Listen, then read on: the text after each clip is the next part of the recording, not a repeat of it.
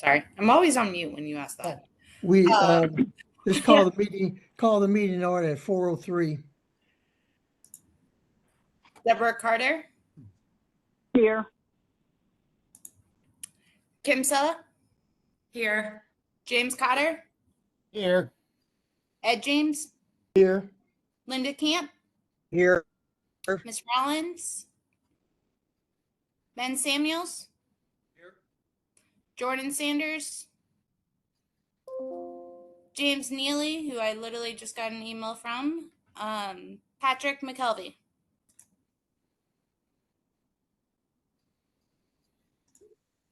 Is James Neely on the line or what? I'm gonna get him on the line. Okay. 1, 2, 3, 4, 5, 6, 7. Okay, even with we have a quorum. So all others in attendance, please identify yourselves and your affiliation to the commission and to the county. Okay,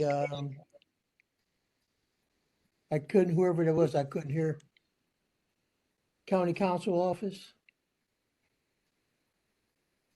Department of Public Works Transportation. Ray Golick, St. Louis County Department of Transportation, Public Works. I'm Stephanie Leon Streeter. I'm the Director of Transportation and Public Works. And Adam Spector, I'm with the St. Louis County Department of Transportation and Public Works. Joe Kalesa, Acting Deputy Director, St. Louis County Transportation and Public Works. Okay, is that it? All right. County Police Department.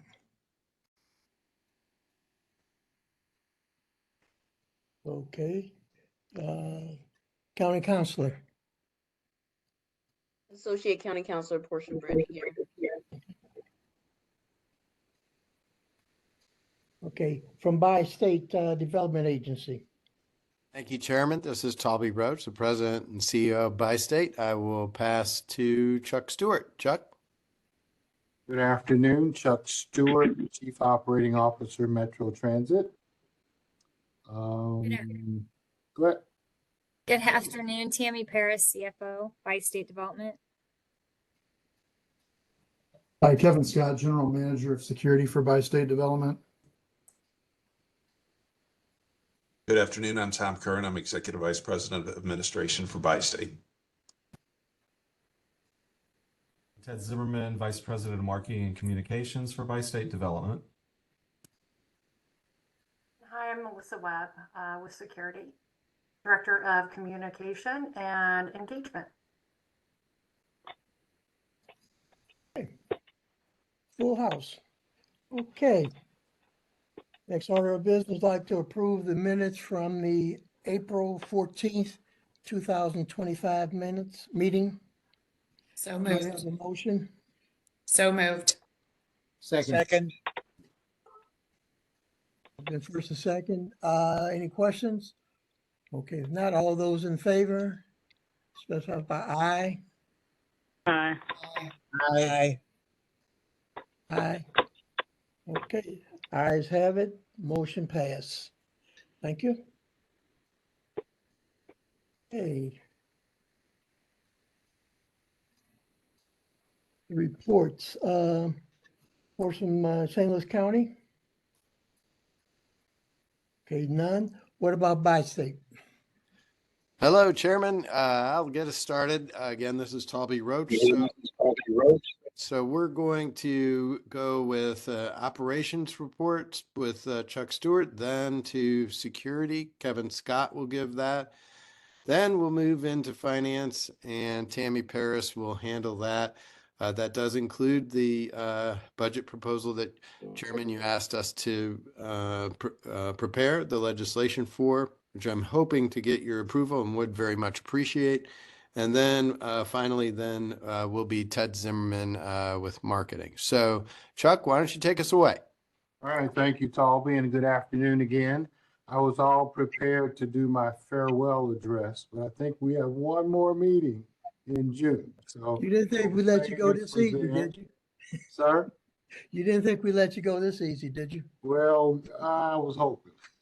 We might even schedule 2 meetings for June. That would be fine. Well, I will be there for both of them. So, little operations report. I'm going to start with our ridership report. Year-to-date comparisons, fiscal year 24 versus 25. We've had, through March, we've had 15.2 million system-wide boardings, which is like a 5% increase since last year overall. As you know, our fiscal year ends in June, and last year we had probably around 19 million boardings totally. So we see that we will get there again this year and hopefully a little more. Of those boardings, 5.5 million of them were Metrolink, which is an increase of 12%. Metrobus had 9.5 million boardings, which is an increase about 1% this time year to date. Our star of the system is Coloride, 295,000 boardings year to date, a 33% increase over last year. And I'll get into more detail about that as we move forward. In terms of our workforce, we are meeting our budgeted numbers in terms of bus drivers and Metrolink operators, and of course, Coloride operators. We're still in need of mechanics. The lack of mechanics is impacting our performance. So please send all your mechanic friends to us. We have a hiring event on May 17th at our North County Transit Center, 10 a.m. to 2 p.m. We're still looking for mechanics, and we are still providing the $5,000 sign-on bonus for mechanics. So let's kind of move to Coloride. And as I said, we've got a 33% increase over last year as it relates to Coloride.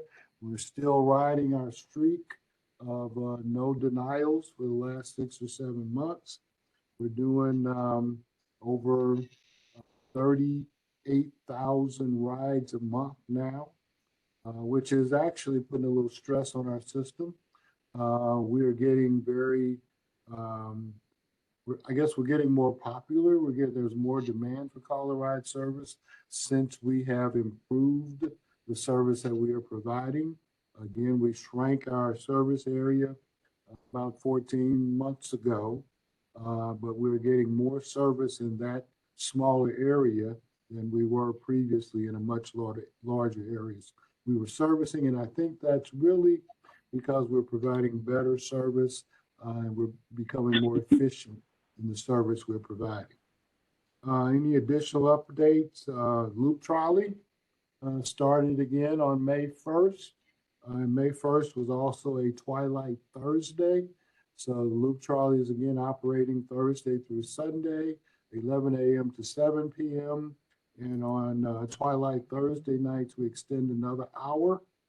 People can park at the Loop Trolley garage on Delmar, ride to the History Museum for Twilight Thursday and get a ride back. So that is a very popular feature that we are continuing this year. And we'll be looking forward to some additional added attractions to Loop Trolley as we move forward. So that concludes my report for today, and I'd be happy to answer any questions you may have. Are there any questions for Mr. Stewart? Thank you, sir. Oh, sorry. Chuck, go just a ahead. quick question. Do you foresee any denials moving forward with Coloride? Your operator base is completely where it needs to be, or? Any denials going forward with Coloride right now would really be and I'm not even sure that ends up being a denial. It would be a capacity denial because of our equipment issues. But we've got new vans on order. We got 4 or 5 of them sitting on the lot right now that are waiting for radio. So I think we're going to be able to handle that. Okay, so it would be capacity due to equipment. Yeah. Thank you, Chuck. Thank you. Any other questions? Okay, hearing none. Security. Yeah, good afternoon, everybody. Again, my name's Kevin Scott. I'm the General Manager of Security for Bi-State. So we have three things on the agenda. I'm going to cover the first two, Secured Platform Plan, and also our articulation of our opposition to the Senate bill in Jefferson City relative to CCW. And then I'd like for Missy to jump in on point number 3 relative to the See Something, Say Something campaign and a video that we pushed out. So with the Secured Platform Plan, as most of you are very familiar, that is the gating, the fencing, and the closed circuit television reconfiguration and upgrade on the alignment, as well as some of our major transit centers. When we started this process, one of the big components to not only the infrastructure changes was also the integration of a new fare collection system. So some of you might have seen in the Post-Dispatch today, I did an interview last week with a young reporter, and he published a story, I guess it came out this morning, relative to some of the complaints about how we're operating in the interim mode relative to not having integration with the fare collection system. So this is a really good time for me to bring everybody up to speed, and hopefully everybody will be on the same page moving forward. So the process has gone dramatically well. The first 4 platforms that we completed were in Illinois. They were constructed by Millstone Weber. It was Emerson Park, Jackie Joyner Kersey, Washington Park, and College. So we chose these locations as a beta test to ensure that the types of gating systems that we were integrating would eventually communicate with the new validators that are going to go in relative to the fare collection system. There were anomalies at each of those locations that would, in Illinois, that would present themselves again, as far as grade crossings, how we would control those, controlling access to one side of the platform but not the other. How do we profoundly implement a gating system that has a true security impact? So those first 4 locations are completed and are operational in an interim mode. And when I say interim mode, everything works. The gates are fully security impactful. They're integrated with our access control system. However, our current fare validation system, our legacy system that we're working to change, will not open the gates. And so we have to secure the gates on an internal control system called Genetec. And in order to bridge the gap of the old validator, we increased the number of security officers that we have on our contract. And we have posted those additional security officers at the gates to act as the validator. So an individual will come up with a ticket, they'll validate it. The old validator usually will turn green. The security officer will verify that the ticket is valid, that it's valid fare, and they'll proxy card the individual through the gate.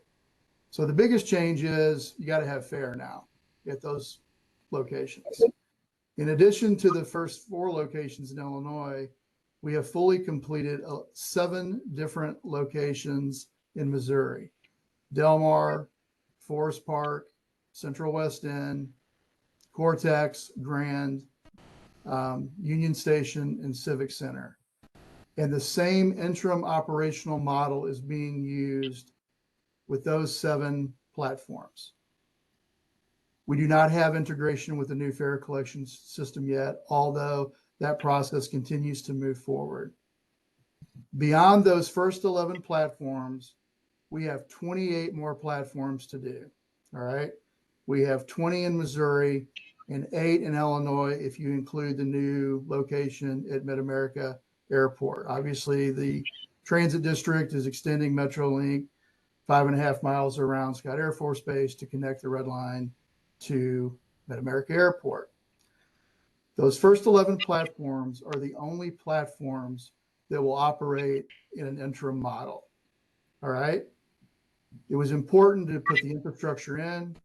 It was important to make sure that the technology will integrate. And it was important to show the public that there's a reality to the project and that it can be security impactful. And that's why we chose to move forward that way and not let the gates just sit open. I'm opposed to that, and I think it's a poor decision, and I'll continue to operate in the interim mode. Now, that being said, the timing of the rest of the construction will be such that we don't have or won't have the capacity to operate any additional platforms in an interim model.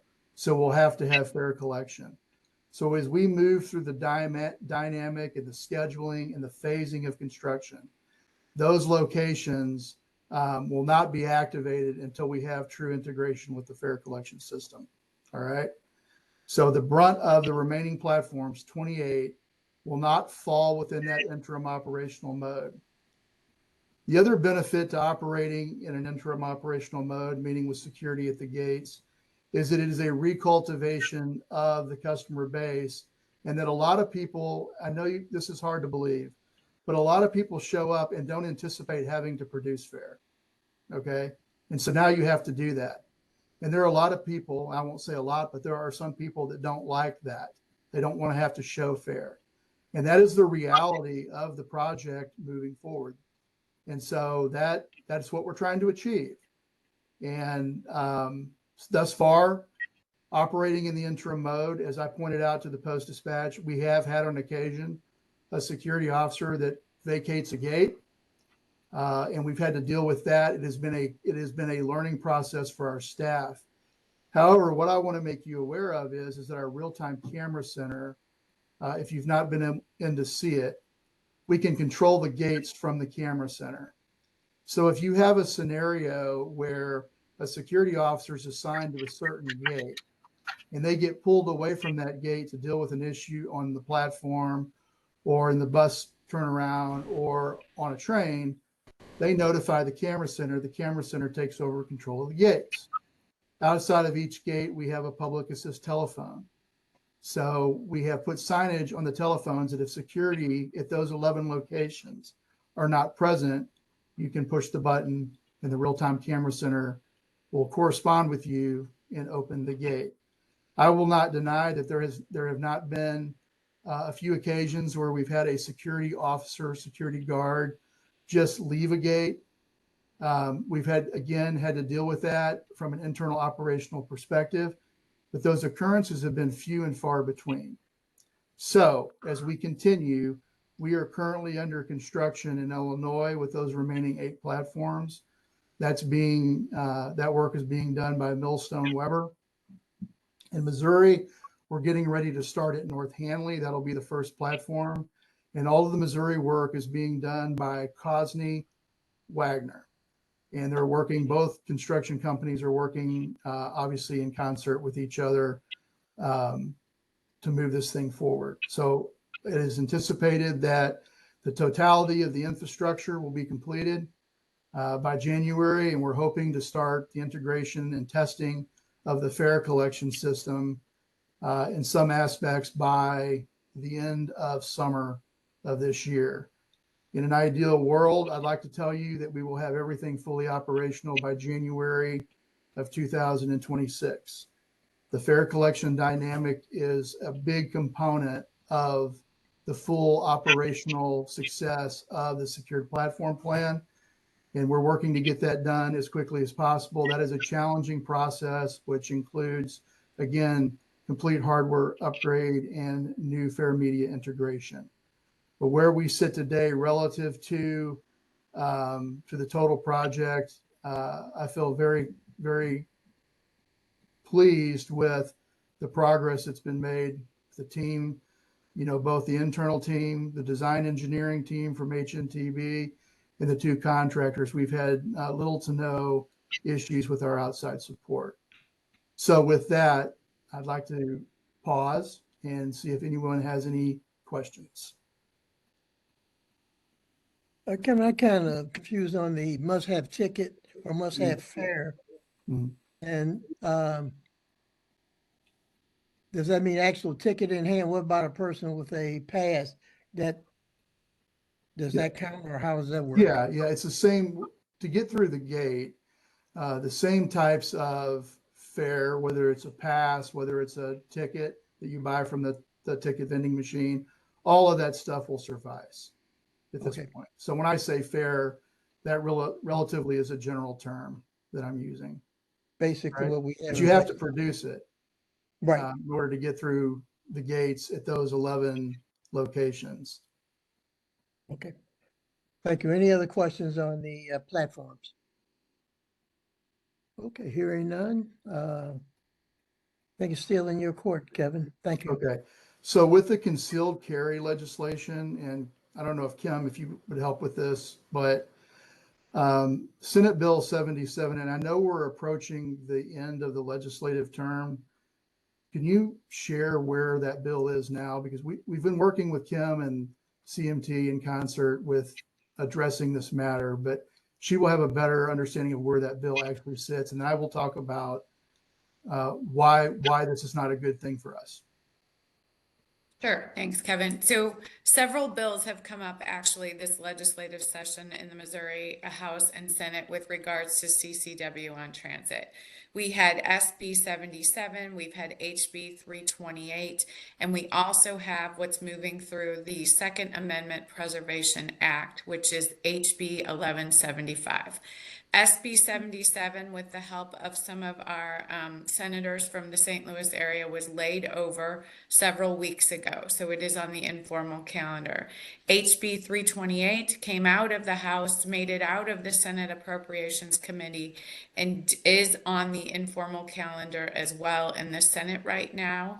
But the more concerning is the Second Amendment Preservation Act, which is a top priority in the Senate right now. And the goal is to make sure that no amendment is attached to that it allows for CCW on transit. Right now, time is on our side this legislative session.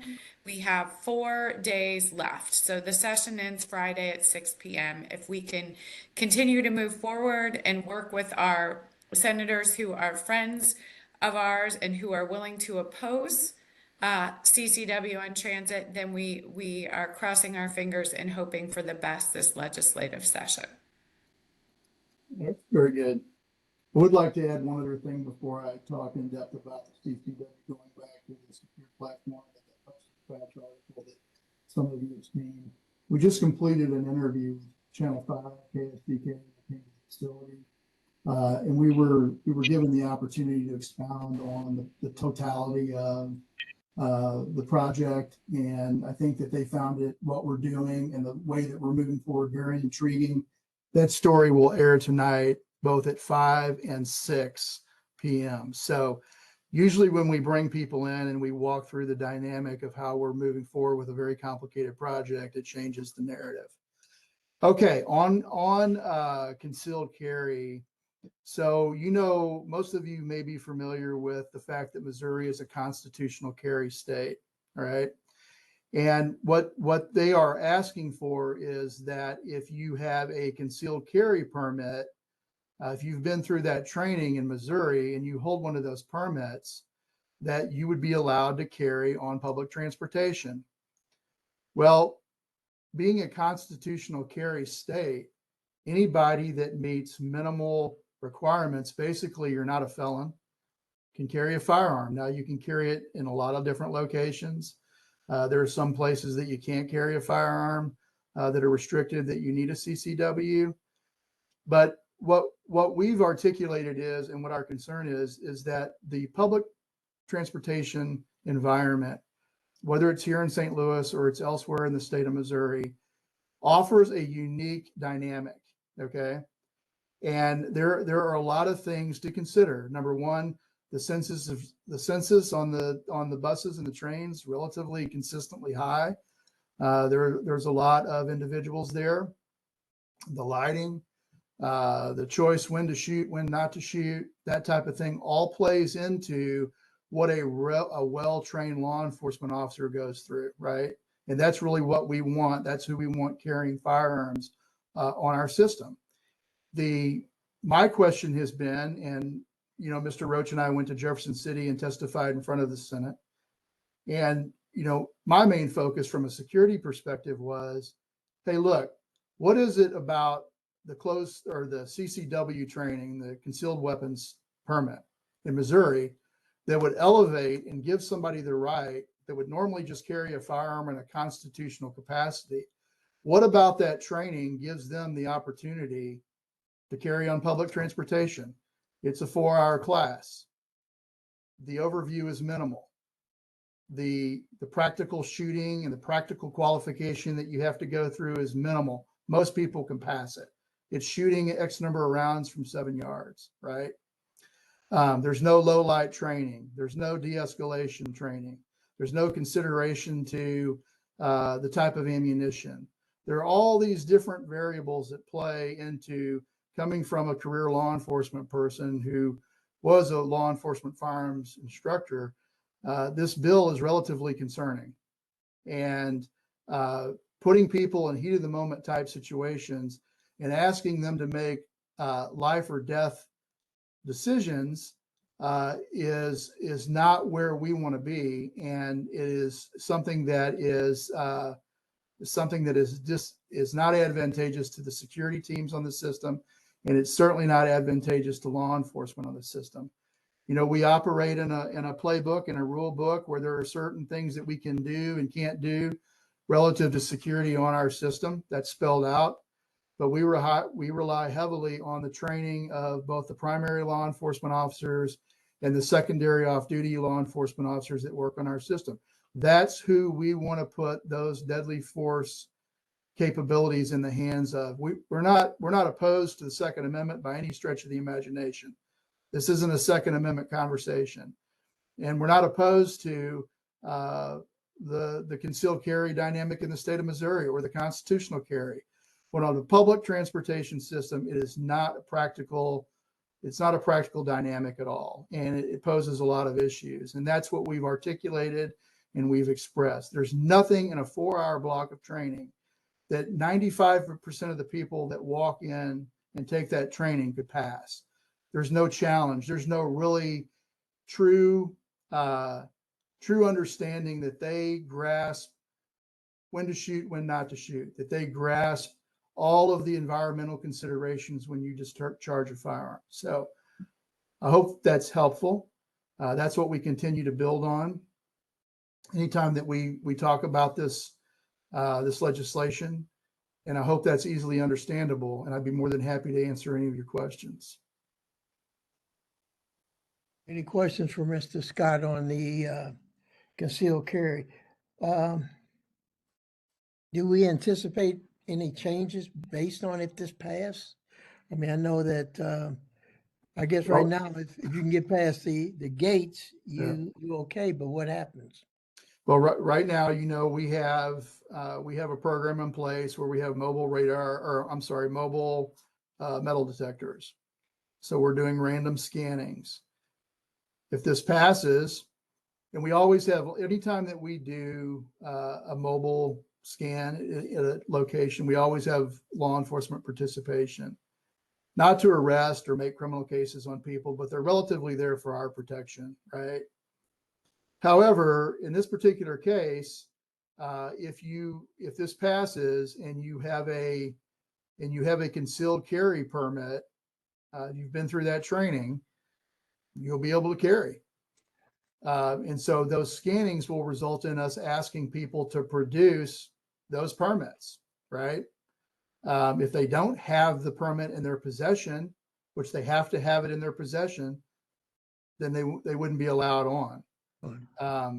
But in a case where they do have a concealed carry permit in their possession and they've been through the training, you know, if my understanding is correct relative to the legislation, at least in Missouri, we would have to let them on. We're a unique dynamic in that we're a bi-state operation. Obviously, we operate both in Illinois and Missouri. And so what's allowable in Missouri under this legislation would not be consistent with what is allowable in Illinois.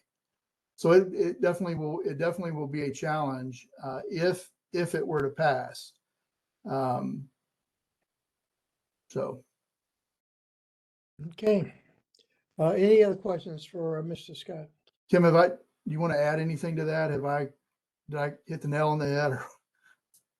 No, I mean, we work on this from an advocacy perspective, and Kevin represents the largest transit provider in the state of Missouri, but there are 29 other providers, from rural providers to KCATA in Kansas City and others.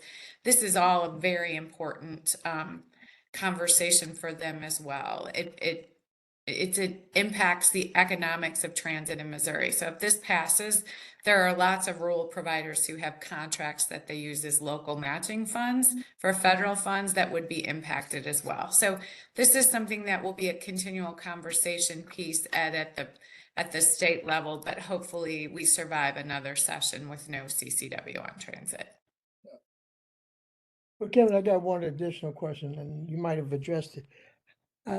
Does Illinois have a document supporting this, or is theirs totally opposite of ours? Illinois. So I think that's probably a question for Talby, but with the compact, the idea is the federal compact supersedes any state laws on this. Okay, thank you. Yes, that's right. So we're using the federal law, which supports similar to what you would have on Amtrak or Greyhound or any of the interstate operators. Okay. Thank you both. Then lastly, if you don't mind, we'll touch on the See Something, Say Something program. Correct.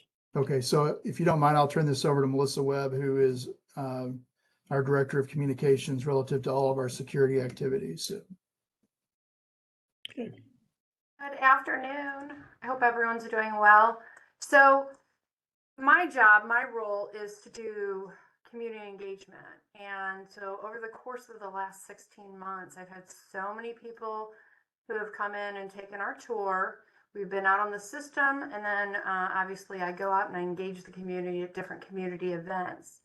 And whenever I find something that might be challenging, I try to make that into an opportunity for growth and knowledge. And one of the things that I've found on all of my many community engagement events is that there's a lack of understanding on our notification process to the real-time camera center.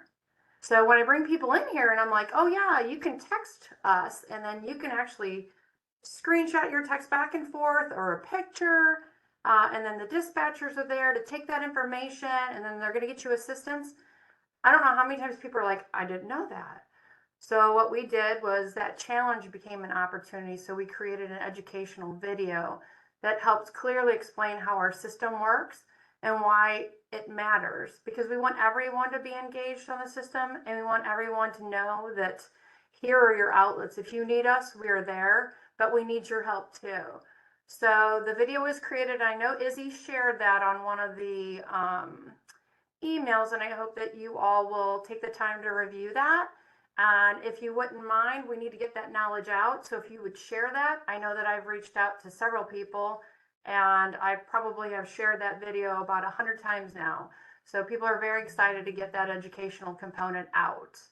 So, but I hope that you enjoy it, and please let me know if you need anything further. Yeah, we contacted the news sources, news outlets to see if they are willing to show it as a public service announcement or something. I'm glad that you asked that. So Mr. Zimmerman and Mr. Scott and I actually are working on that. We'll be doing a big story here shortly. I believe we're going to be doing that on the 19th or the 22nd of this month. So that will then push that information out. Thank you. Okay. Anything else? Any other questions, concerns, either with Kevin's presentation or Missy presentation? Okay, hearing none. Finance. Good Tammy. afternoon. Thank you. So it looks like we're really kind of just focused on the budget today, and I'm happy to answer any questions. But I know the goal is really, as Mr. Roach said, to move the motion and resolution forward. But I'm happy to answer any questions you might have on that today. Okay. Hoping that all the commissioners have had a chance to look at and review the revised budget proposal. to St. Louis County for their approval. But do we have any questions on that? Okay, So Ed, a question. go ahead. Are we talking about the resolution that's at 43% from the 1973 tax? Yes, we are. Okay, okay. So- Mr. Chair, I'm sorry. Mr. Chair, this is Deborah. Yes, Deborah. I am going to abstain from voting because I never received the original or the amended motion and resolution. Okay. I will check with Izzy, see what the problem was there. Okay. Mr. Chair, this is James Healy. Can you hear me? Yes, I can. Okay, I just wanted you to know that I am on the phone. I could not access the webinar because my password didn't work. So I just wanted you to know I intend to vote as well. Yeah, I think Izzy says she spoke to you while you was trying to get on, so we do have you as present. Okay. Thank you, sir. Any other questions, comments on the revised proposal?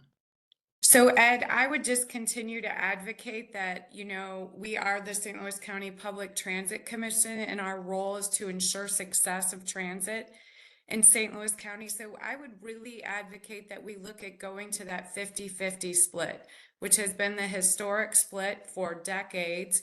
There have been a couple years fluctuation, but I really think it's important that we look to ensure the success of transit moving forward in St. Louis County and try to get as close to that 50-50 split as possible for public transit. Okay, any other comments, suggestions? I know we looked at that first, the original proposal came in at 32%, and we was trying to figure out where the shortfall was going to come from. So we upped it to an arbitrary 43%. The proposal that's in front of us today is a 43, I guess that's 57% split between public transportation and public works.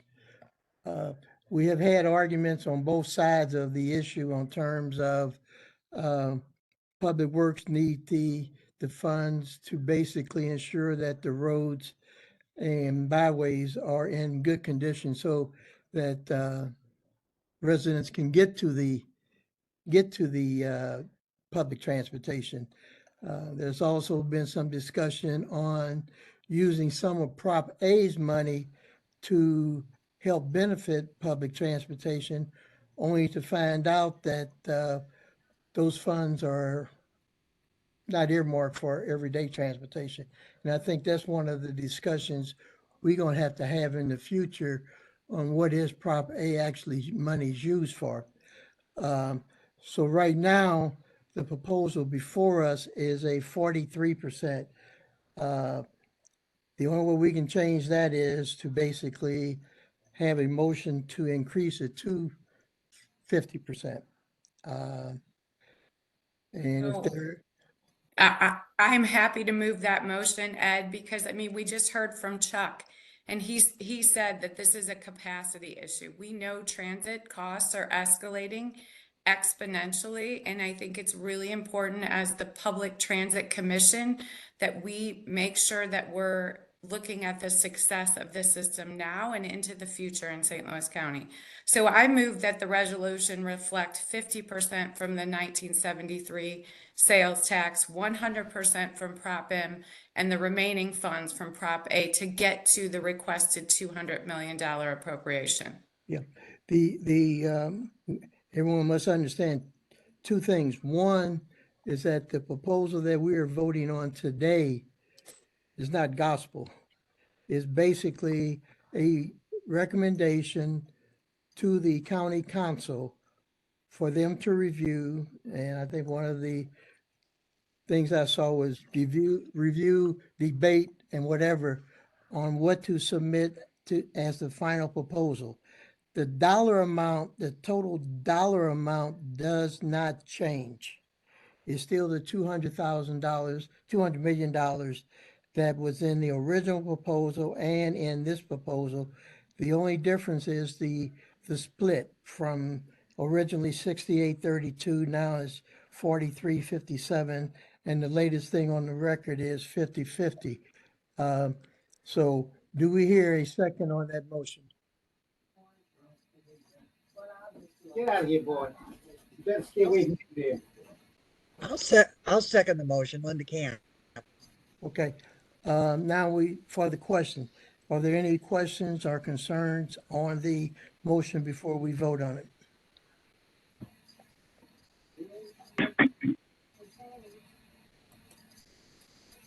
I can't, whoever's speaking, we cannot hear you.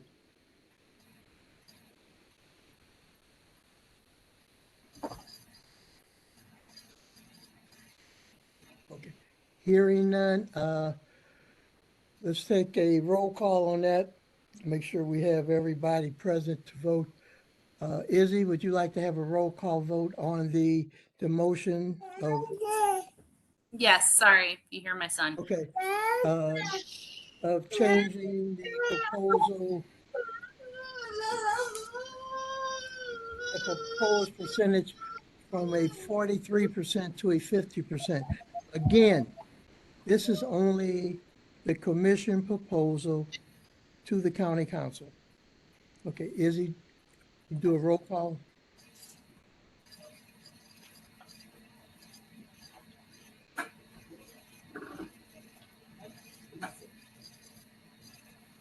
Izzy? Well, I can do it. Sorry, I thought I hit the button. Oh, Deborah Carter, Abstain. Kim Sella, Yes. James Cotter, Yes. Ed James, yes. Linda Camp, Yes. Ben Samuels, Yes. James Neely, Yes. and you have Miss Rollins, Miss Jordan, and Mr. McKelvey not present. Okay, well, based on those, we have 6 yes votes, so the recommendation to the county council will still stay as a $200 million proposal. And the percent will increase for transportation from a 43% to a 50%. That motion has been first, second, and has passed. Okay. Any other discussions on the budget?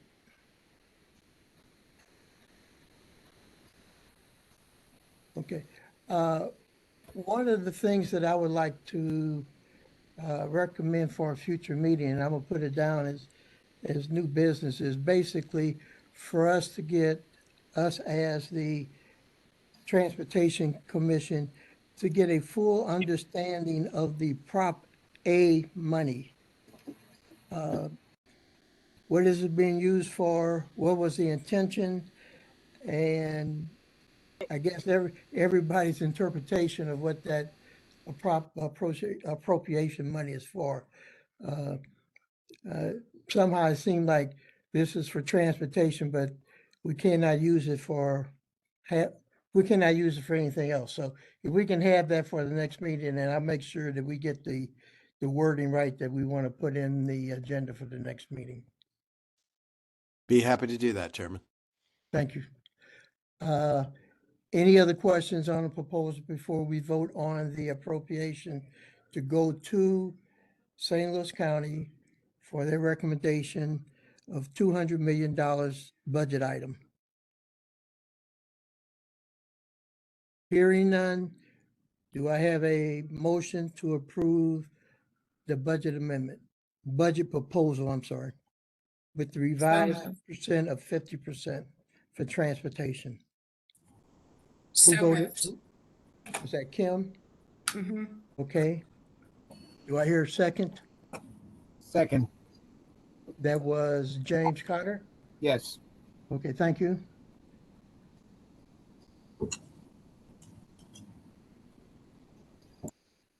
Izzy, would you like to do a roll call vote on the proposal that's going to St. Louis County? Yes. Deborah Carter, She's Stone. staying. Kim Sella, Yes. James Cotter, Yes. Ed James, Linda Camp, Yes. Ben Samuels, Yes. James Neely. Yes. Okay. The proposal has passed. If you can get us I guess, a revision of the proposal with the 50% split in there, we appreciate, and we will forward it on to the county council for their review and whatever recommendations they have. Very good, Chairman. We will propose the legislation as ordered by the commission today. Thank you, sir. I believe in finance, then in item number 3, C3, we have reduced and discounted fare following the secure platform plan implementation. And I could just briefly comment on that if that makes sense. Yes. Okay. So no matter what, one of the things with controlling essentially our product, which is obviously what the SPP product is meant to do, is trying to then build revenue. Very important that then once we get the SPP program into place, that what we need to do is then start building the revenue side associated with ridership. And so SPP gives us a very specific tool with the parallel system of new fare media that will give us that opportunity. In addition to that, it is inevitable that we will come in front of this board to consider whether whether a fare increase is in order as well. And we will consider that. I will bring that in front of this commission when the time comes. And we will have to, of course, under FTA rules, move to solicit the public's opportunity. We're a long ways away from that, but of course, I just want to bring it up that if we were to move to any fare change proposals, we would have to solicit not only this commission's opinion on that, but also the public as well. So just to put it all on the table, that's very important that we take a look at the balance and the health of our revenue. There hasn't been any fare increase in our structure for at least 15 years. And it simply is one of those things that needs to be considered as we move forward for the health of the system. And then obviously the past programs that are then associated with that, with the university, et cetera. So that's really kind of a summary of what we're looking to do. And as we obviously get closer to that date, we will come to the commission and talk about what our proposals are specific to that program. Yeah, I think one of the things with the question is that the reduced fares or the discount fares, are they approved by let's say between Bi-State and let's say an agency that it goes through, or how is that determined? Discount fares and reduced fares? Reduced fare and discounts, so our entire fare structure has to be put out to the public and has to be passed by not only my board, but since it's a policy issue, we would likely bring it to all of our partners to be sure that we had approval. So it's something that we are very careful about. We also have to do an analysis of our fare structure if we're proposing a change, and we haven't gotten to that yet, that we do internally, having to do with it's called a Title VI analysis, to be sure that there's not any undue hardship associated with any fare increase. We are obligated to do that with the public. So it's a fairly involved process. But since we have not touched our fares in some time, it is something we should certainly consider for the general health of the system. Because we want to get service out there and be sure that our fare structure is indeed fair, as in FAIR. So we want to be sure that we're doing that very thoroughly, and we would, as required by federal law, actually still continue to have a discounted program for elderly and disabled patrons.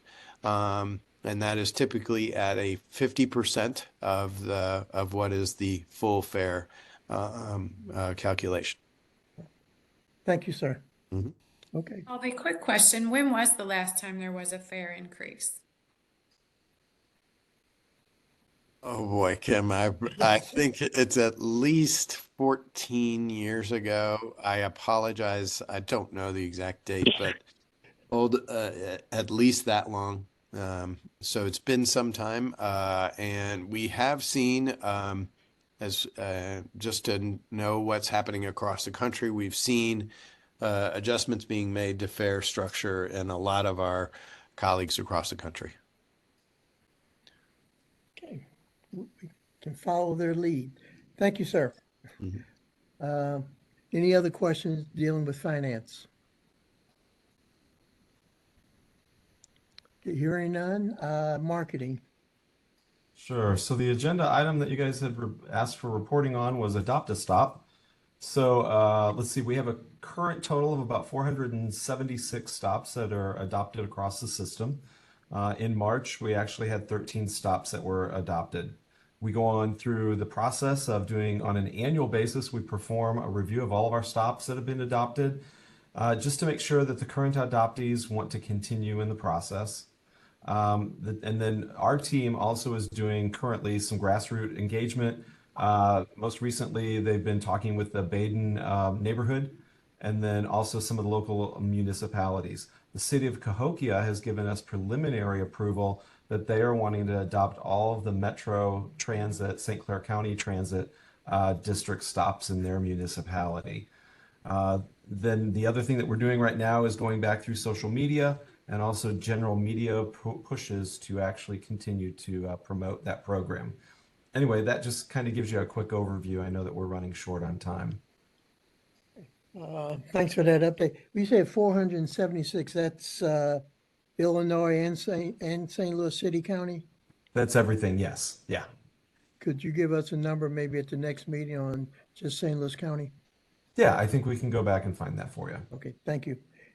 Any other questions for marketing? Okay, hearing none. Old business, none. New business, none. The next meeting is June the 9th, and maybe another date to be determined so we can keep Mr. Stewart in play for a little while. But the next meeting is June 9th, 2025, same place, same time. Do I have a motion for adjournment? So moved. Second. Okay. Move properly second. All those in favor? Aye. Aye. Aye. Aye. Thank you very much. Thank you. Thank you. Thanks, everybody. Great evening. Have a good one.